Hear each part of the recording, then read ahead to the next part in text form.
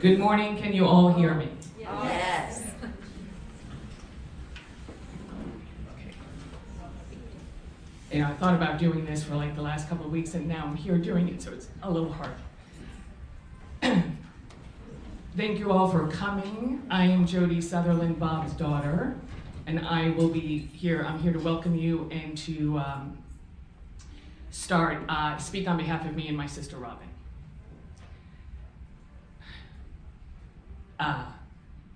Dad died just shy of his 99th birthday.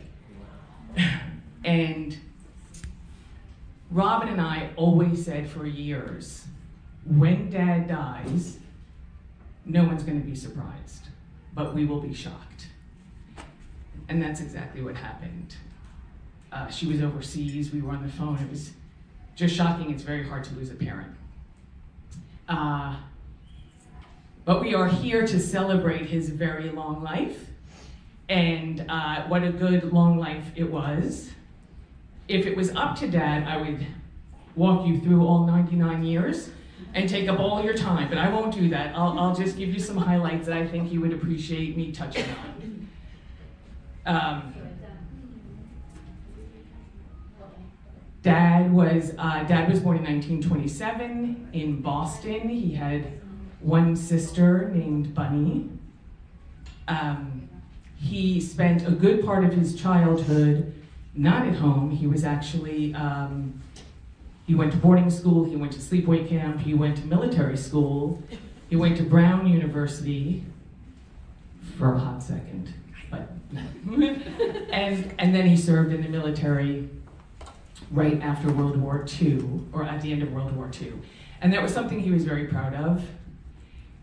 Interestingly, it's not something he talked about a lot when we were younger, but he talked about it a lot of recent years. And on things like Veterans Day, I would call him and say, "Happy Veterans Day, Dad," and he would say, "No, thank me for my service." That's what you say. I was like, "Okay, thank you for your service, Dad." So he changed his tune about that. But Dad was very, loved this country and was very proud of this country and referred to it as his country.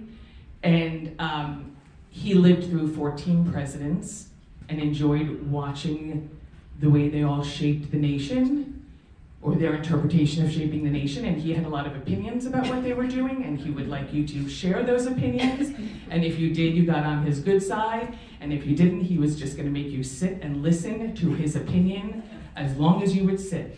And the other thing Dad was proud to say was that he was born when Calvin Coolidge was president, which really kind of makes you realize how old he was.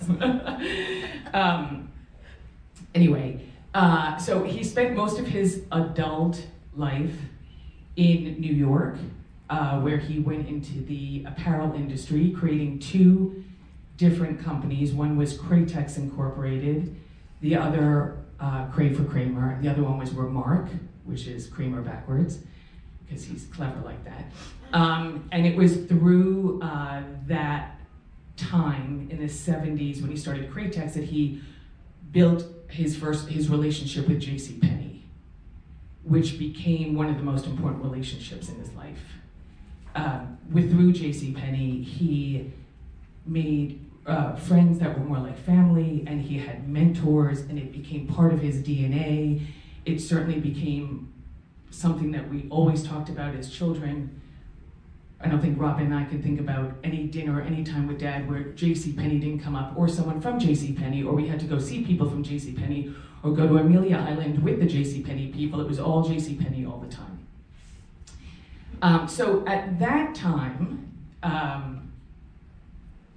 in the 70s and 80s in New York, Dad in the apparel industry, servicing JCPenney and some other clients, I think he lived a big life and was flying high, literally and figuratively. He was, if I talked about his life, if someone didn't know my dad and I just talked about it, they would say, like, was your dad like a rock star? Like, he owned his own airplanes and he flew his own airplanes, and we had a chauffeur and a driver, and he would dance with A-listers at Studio 54, and travel with, dignitaries and famous politicians and have all these crazy stories about what he did. He was very proud of his stories. He liked to tell everybody his stories. Somebody asked me earlier today if we have pictures of that time of his life, and thankfully we do not, because there weren't cell phones then with cameras. But it was an interesting time for Dad, and a fun time until it all kind of came to a crashing halt and into an end, thankfully. And that was around the late 80s when Dad found sobriety, and something he was very proud of, and that he worked very hard at through a spiritual program, and which is why in the back of the program at your seat is the St. Francis prayer, which is a prayer that's important to people who follow that spiritual path for sobriety. So that was a turning point in Dad's life. Certainly as his children, it was a turning point. Robin and I spent a lot of time back at that time going to meetings with Dad, his anniversary meetings, celebrating him. It became a big part of his world at that time.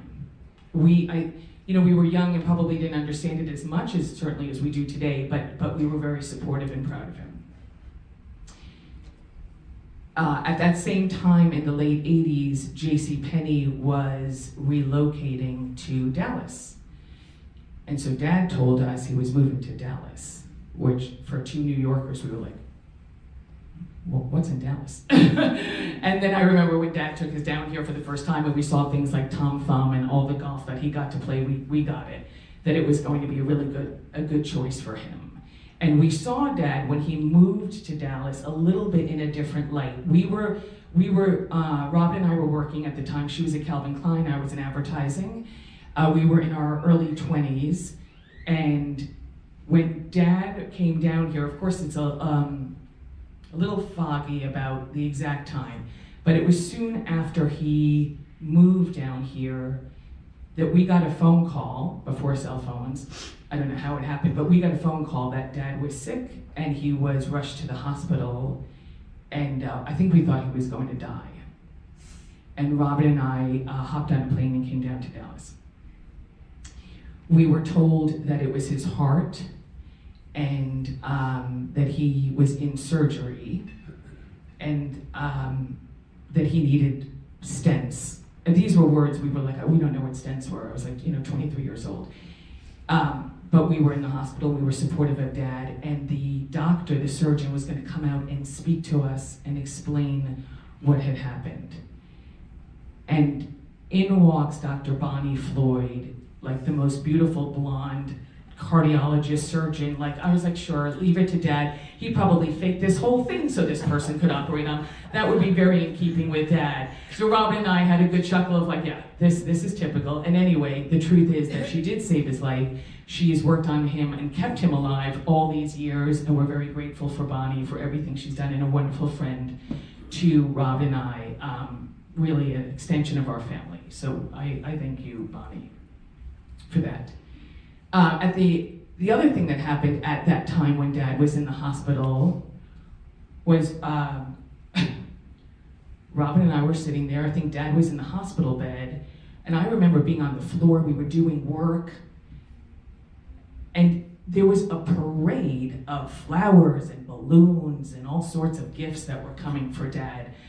And we just looked at each other and we were like, people like him. Like, we kind of thought he was grumpy. And it was, we were like, I'm sorry, you must have the wrong room. I mean, literally, I'm not saying it to be funny. We were shocked.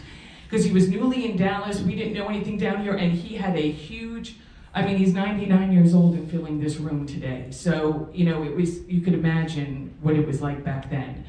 And that made us feel very good. That he was loved and had a nice community for himself here. But by far, the greatest gift that came with his move to Dallas had nothing to do with Penny or golf. It had to do with him meeting Pawn.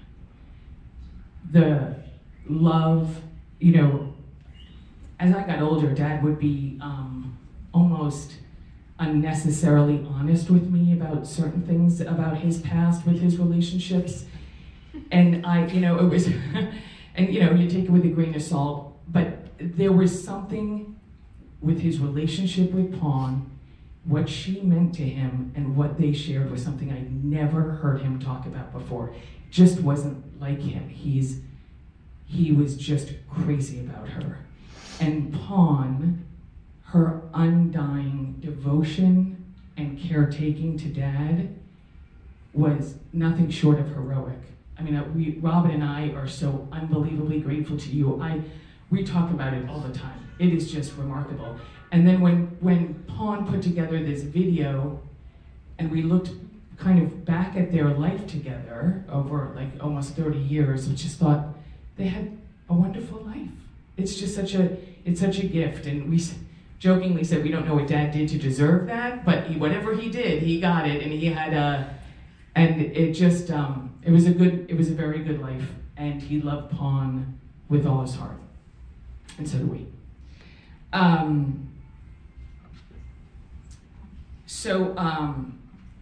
There are a couple of a couple of things that for some reason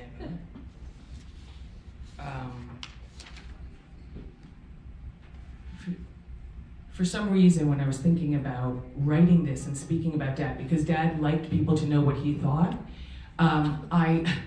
I thought, there's just like a couple of things I just want to list and say out loud. I don't know if it's just for me or for Dad, to let you know certain things about him that were important. The first is that he had a hard outer shell, but he was a real softie on the inside.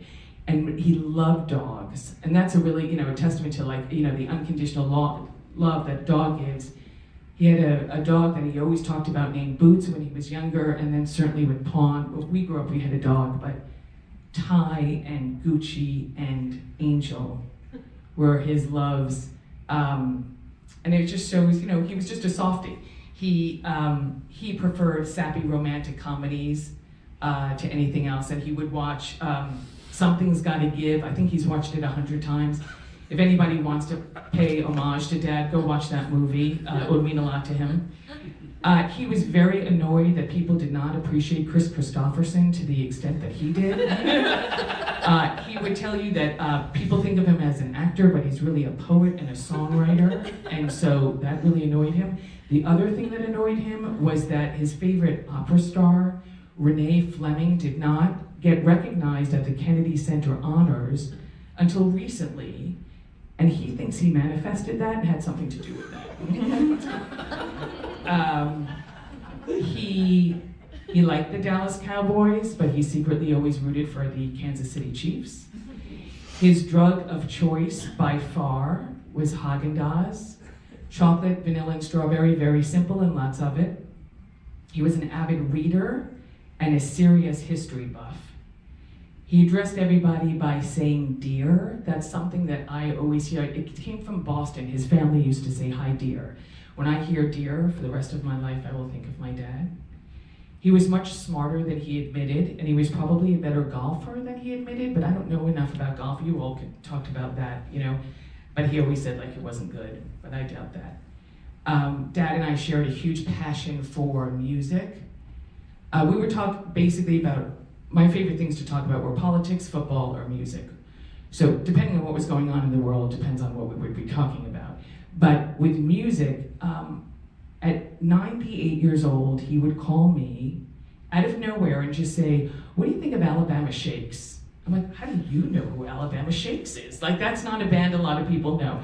And then in the same breath, he would say, did you get Taylor Swift's second album yet? I mean, it was just a next album. It was unbelievable. So the thing that I want to say is that he had a sharp mind, and the thing I admire most about him aging was how current he stayed.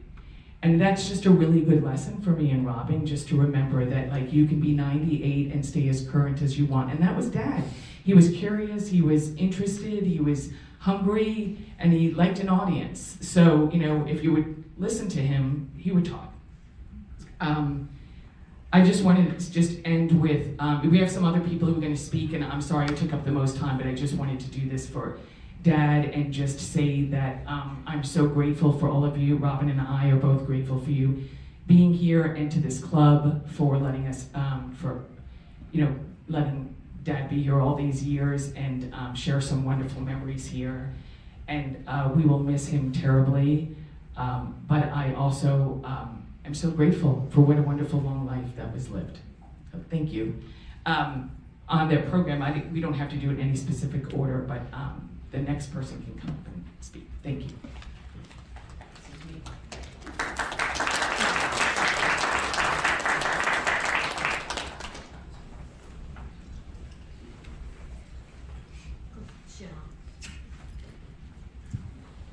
Well, that's a hard one to follow, actually.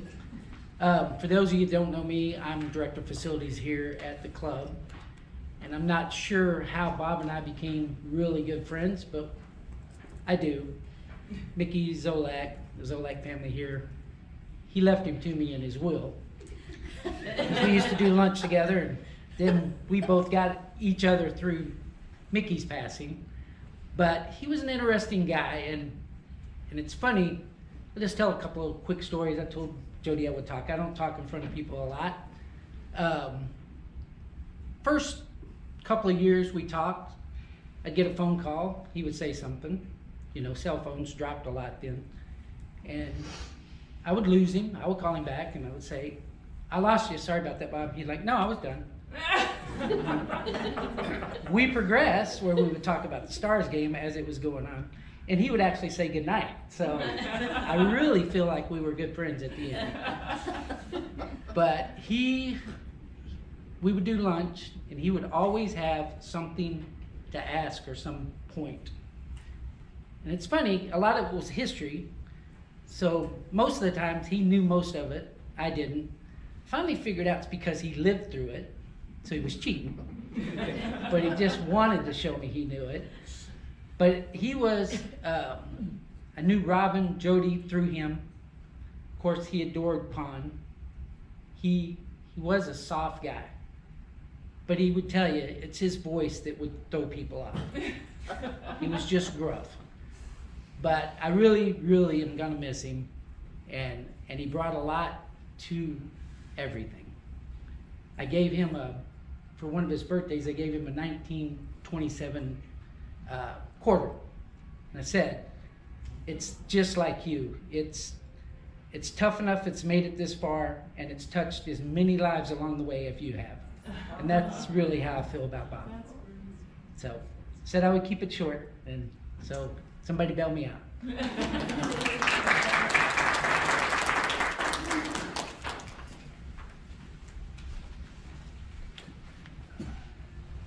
Hello, my name's Mike Teague. I've been a member here for 41 years, come June.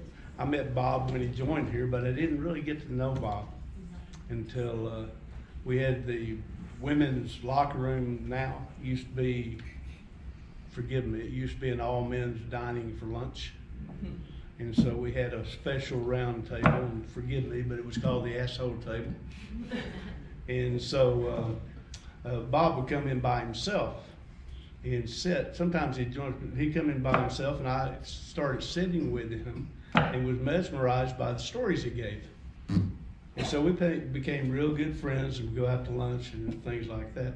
But a testimony to Bob is when I look around the room, you know, is that here's Bob. He brings together Jews and Gentiles, Democrats and Republicans, men and women, and everybody's here to honor him. He was a great guy. I miss him. I told him I would never cry when he died. I did when I found out he passed away, but that's done with. He helped me open my mind up. His historical references were spot on, and he lived those things. It just mesmerized me that I enjoyed my time with him. And I made a big mistake. I saw him out here having lunch about 2 weeks before he passed, and I told him I was going to call him and go to lunch, and I didn't get around to doing it. So I miss that. wholeheartedly. So I'm sure he appreciates everybody being here. He was quite a guy, and he helped me become a better thinker and to open my mind up to current events and make my own mind up. Thank you.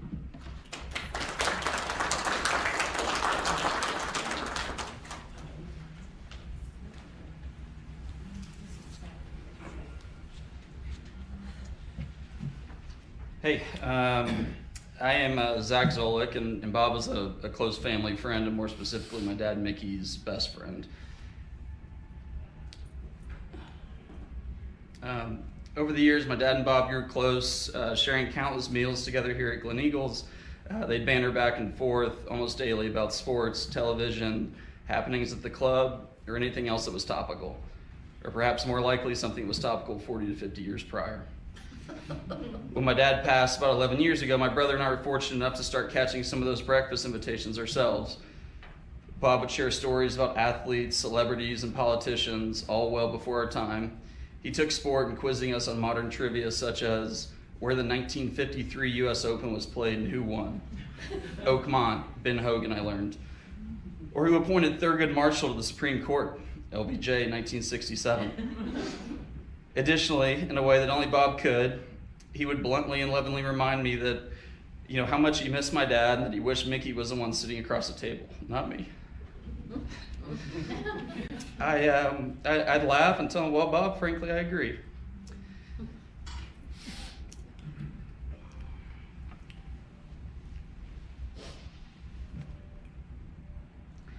Bob would often tell me that Mickey was his best friend, but he wasn't sure if he was Mickey's.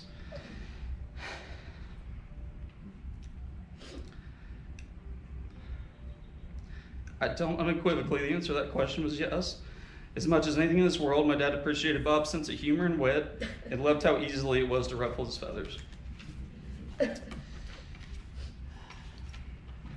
time went on, I started a family, and occasionally I would have the kids join us for breakfast.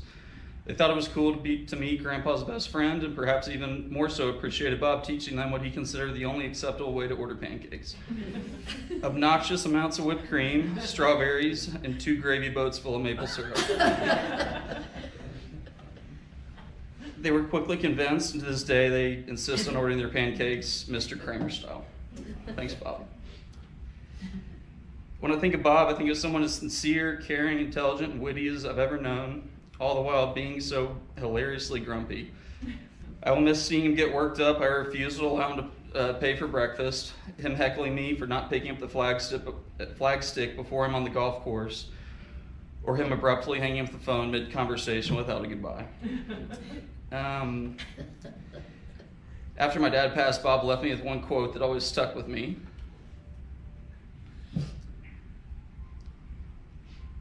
Our dead are never dead. Our dead are never dead to us until we have forgotten them. I love you, Bob. You won't be forgotten.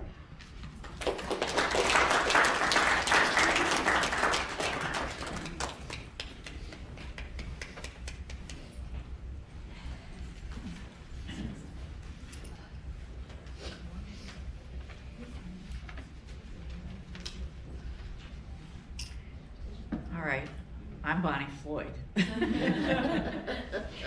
And yeah, it was pretty hilarious. I was pretty young when I met Mr. Kramer, and the girls were even younger. And they did look a little startled when I came out and pulled my surgical cap off, and I had all this blonde hair, and they're like, "Really, Dad?" I met Bob when he was not exactly stable. His health was kind of on the edge, very much on the edge. And his biggest concern, so I got him through that, and his biggest concern in the years after that was his girls. He really wanted to stay in shape, to have the years back with them that he had missed out on. And so we kind of came to an agreement like, okay, old boy, let's see what you can do. I'm there. So, yeah, so almost 99. And he it was really hilarious. Pond would drag him in the office every 6 months, drag him in the office. I patch up whatever needed to be done, and threw a pacemaker in one here, and she'd drag him back to the office. And you all know him. You all know him well. You know the grumpiness, cantankerous, opinionated, and amazingly witty, humorous, and yet this inner gentleness, this absolute love, the spiritualness that he would mask over, as you saw him do over and over again. I just want to share with you his last visit. So Bob and I were very good friends. So whatever he said, there was the context, but then there was the unspoken words, and that affect that you have with people that you're very close to. When he came in a couple weeks before he died, he was different. He was different. He wasn't his usual edgy self. He wasn't throwing out the latest politics or the newest book or the greatest music. He didn't have his iPods in listening to some crazy opera. He was calm. He was absolutely calm. He was. Together. My husband was with JCPenney. And when we moved to Dallas 25 years ago, my husband said to me, "You got to meet this guy, right? He's since relocated to Dallas, and you just need to meet this guy."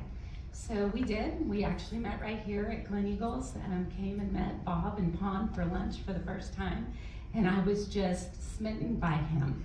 Loved everything about him, just the cantankerousness, and you could tell he had a lot to say. I think he was probably on his best behavior for Kevin and for Pond when we met.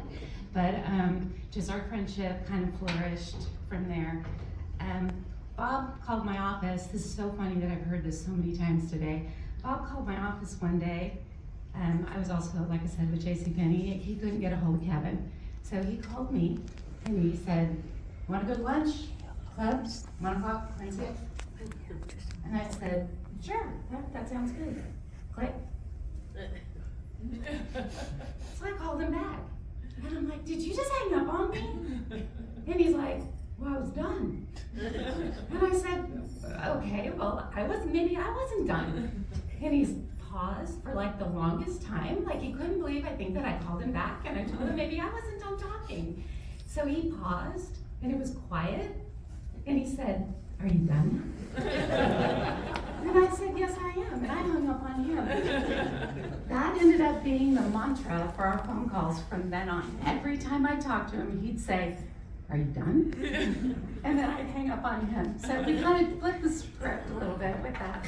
But I will always remember that I gotta hang up on Bob first. So I just hang on to that treasure. Bob and Pond became ingrained into our family for years to come. Bob was an endless source of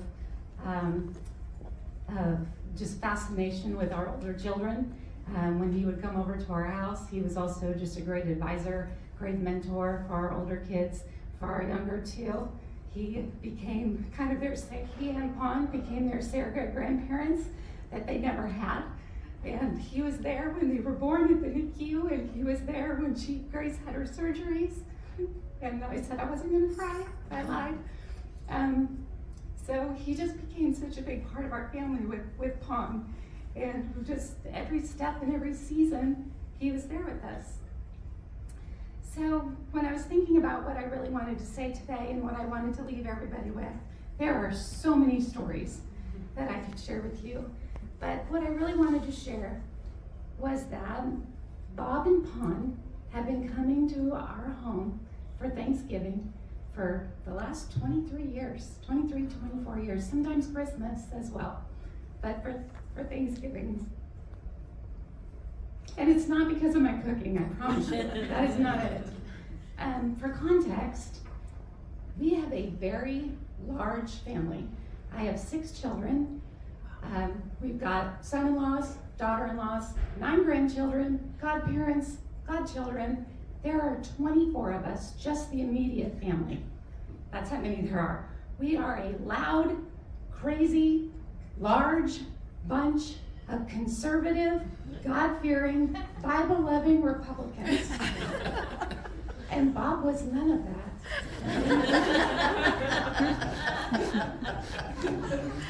But it worked. And I think there's a message from Bob for the world in that. Nothing could keep him away from our Thanksgiving table. I think there's a huge lesson there that we can all learn because it worked. I will still require assistance from you making the green beans. Thanksgiving will be a little different this year, but we will raise a toast of Martinelli sparkling cider for Bob, like we always did, and we all will continue to carry his spirit. So Jody and Robin, thank you for sharing your father with us. I want you to know we loved him well, and he loved us well.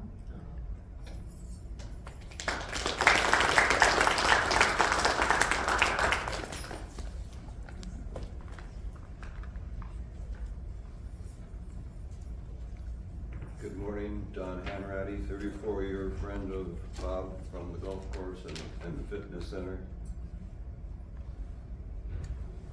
As a veteran and through the Veterans Administration and Medical Center, having the opportunity to meet hundreds of World War II veterans, one is my favorite, a gentleman named Kramer. He clearly stands out.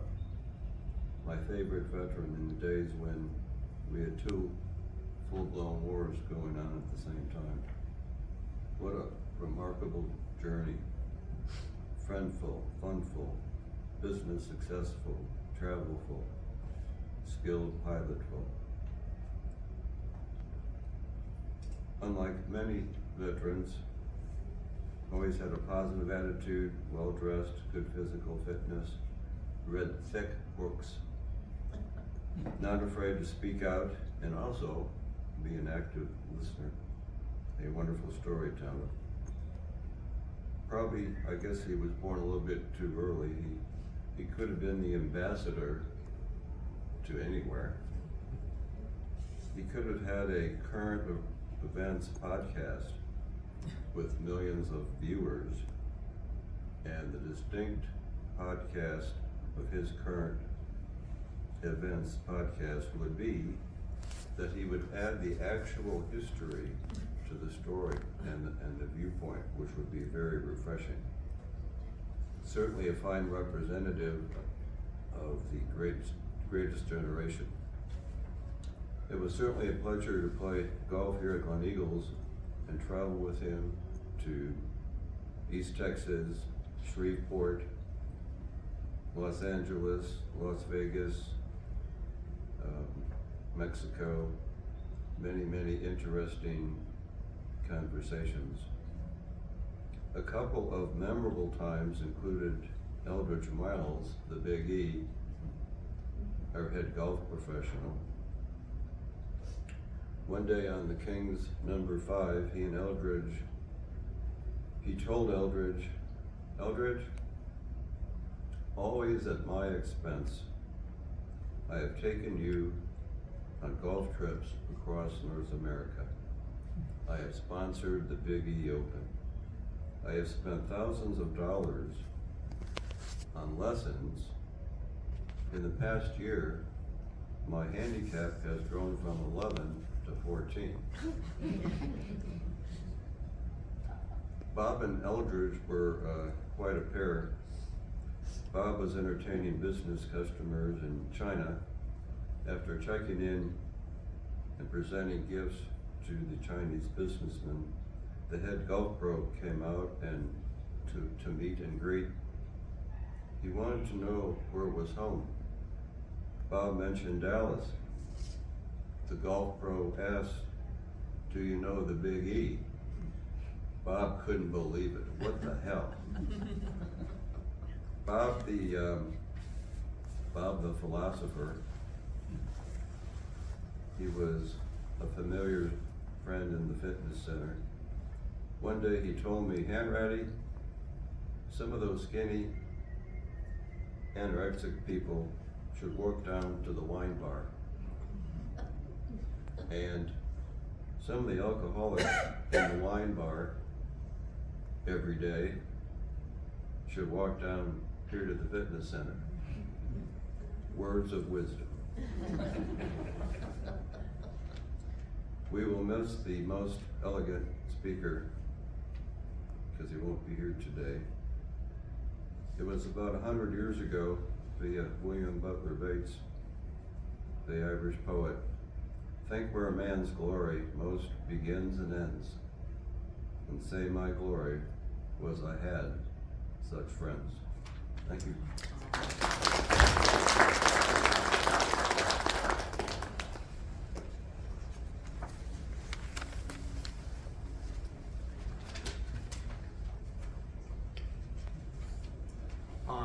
Thank you. Robin, thank you. Jody, I don't know how you got to On and Bob's World, and there must have been 10 slides in a row. Perfect timing. Perfect timing. To everybody here, we all have great memories of Bob, great experiences and great times. Bob and I go back about 20 years, and I've got 3 short stories I'd like to tell, and they are short, so we'll finish and go from there. First story is we would meet Bob in the Men's Grill for lunch once or twice a month. And if we were a little late, he would get in his cart, and he would be in his late 80s when most people shouldn't be driving, and he would pull out, and if you'll notice there's some water over here, and he would pull his golf cart out that the maximum speed the golf cart can go was 9 miles an hour. He'd be going about a half a mile an hour. We were usually in the middle of the 18th fairway right here, and he'd come up to us and we'd all go, "Thank God he didn't drive in the lakes because we were afraid we'd have to go in after him." First thing we did was said, "Bob, move over." The first thing he said to us is, "Where the hell are you guys? We're supposed to be having drinks and lunch. Let's go." Bob's impatience was his patience. The second story is the golf lesson. We're sitting in the grill, and we're talking about this new young pro that we have at the club and how good he is. And Bob's listening. He says, "You know what? I think I need a golf lesson." He's 91 years old at the time. And I go, "What? You haven't played golf in years." He said, "Well, I'm going to have a golf lesson with this young guy to see how good he is." About that time, this young pro walks in the door and comes over to our table. I introduce him, and Bob says, "I want a golf lesson." The young pro looks at him and says, "Sir?" I said, "Yeah, I want a golf lesson, and let's do it right now." So the young pro looks at me, and he looks at the table, and he goes, "Seriously?" I said, "If Bob wants a golf lesson, give him a golf lesson." They get up, they walk out of the Men's Grill, and Bob said, "First things first, we're going to the pro shop. I want to make sure you take this seriously. I'm going to tell them to put an hour bill to bill me for an hour's lesson." And they go out, and they spend about 15 minutes on the golf course with a lesson. And I'm back there listening to the two of them talk. And of course, this Bob and this young pro are communicating, and Bob starts telling him stories about his experiences and who he was with. And this goes on for the entire hour. The golf lesson may have been 15, maybe 5 minutes, but the story is considered for an hour. And then the final story is every year I got this amazing invitation to attend Bob's birthday parties. Wow. Some great people, some of you were there for them. They were the highlight of my January. my highlight of January 17th, 2020. We have this wonderful dinner.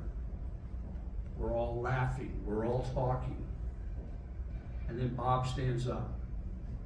Did I say that Bob was a storyteller? Have you gotten the feeling through the conversations today that Bob can get up and talk? He spoke for 48 minutes, 17 seconds, without a script, without a piece of paper. We all thought we were going to have to move a chair over so he could sit down. But no, he stood there and he told us all about his life.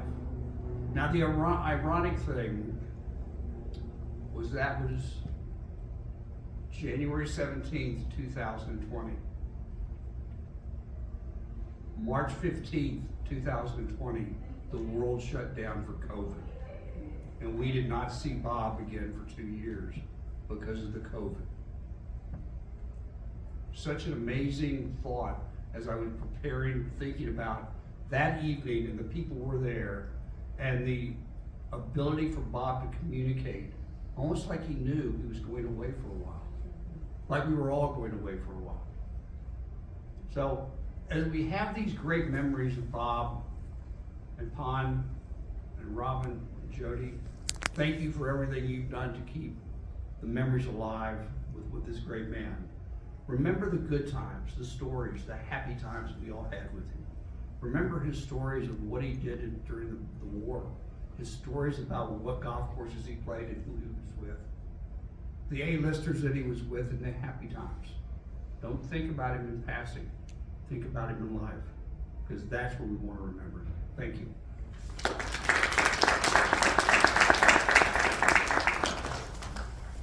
If I hold on. That was really awesome, and I can't tell you how much, Robin, I appreciate that. It's amazing to hear the stories, and my daughters are online with the live feed or YouTube, so they're going to get that as well.